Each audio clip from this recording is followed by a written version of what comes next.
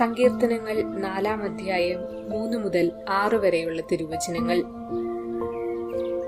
കർത്താവ് നീതിമാന്മാരെ തനിക്കായി തിരഞ്ഞെടുത്തിരിക്കുന്നുവെന്ന് അറിഞ്ഞുകൊള്ളുവിൻ.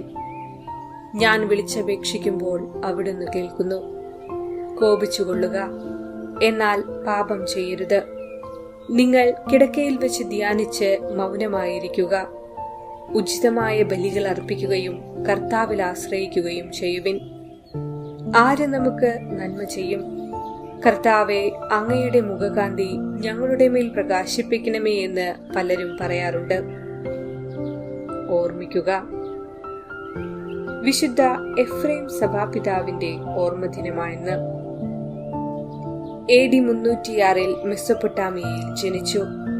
18-ാം വയസ്സിലാണ് മാമോദിസ സ്വീകരിച്ചത്.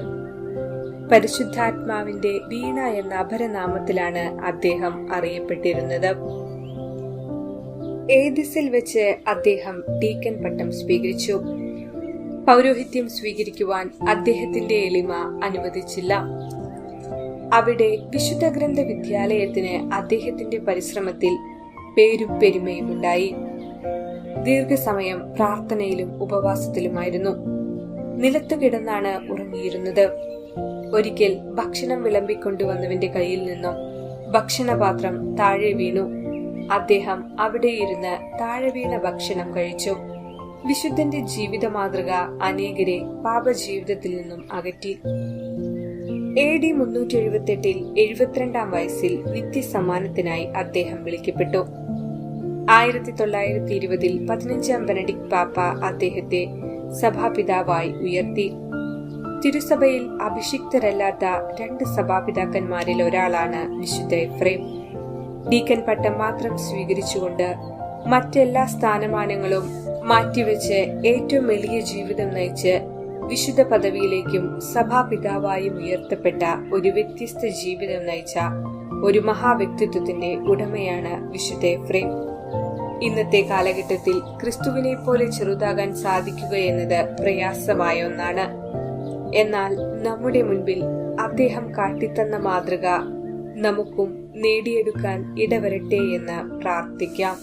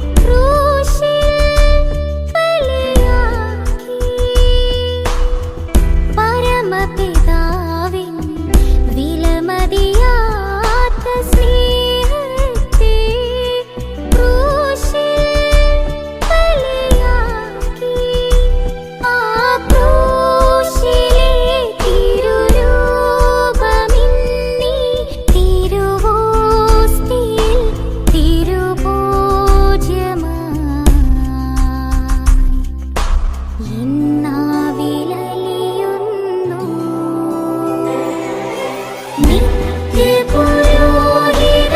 നിത്യപുരോഹിതനാമീശോ മന്നിൻ പാപം നീക്കുവാൻ പെസഹ കുഞ്ഞാടാവുന്നു ഈ ബലിപീഠത്തിൽ.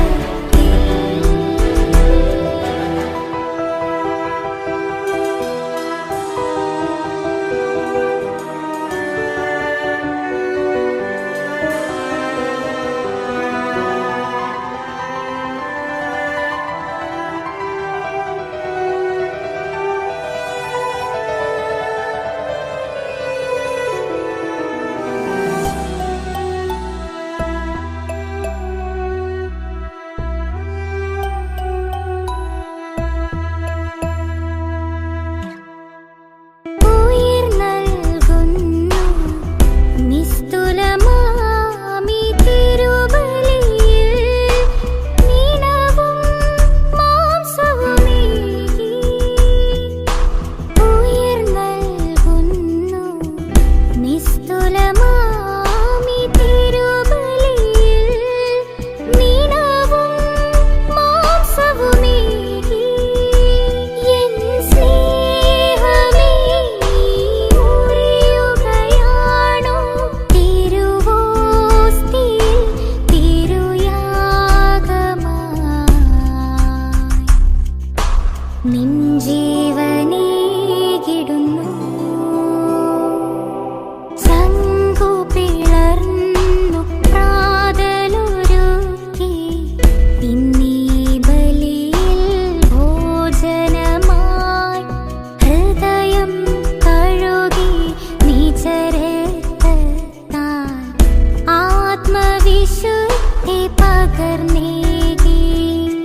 ദൈവഹിതത്തിനു പൂർണ്ണമായി ബലിയായി തീർന്ന പരമ്പൊരുളേ, എന്നുടെ ജീവിതം നിൻഹിതമാവാൻ പൂർണ്ണമായി എന്നെ നൽകുന്നേ.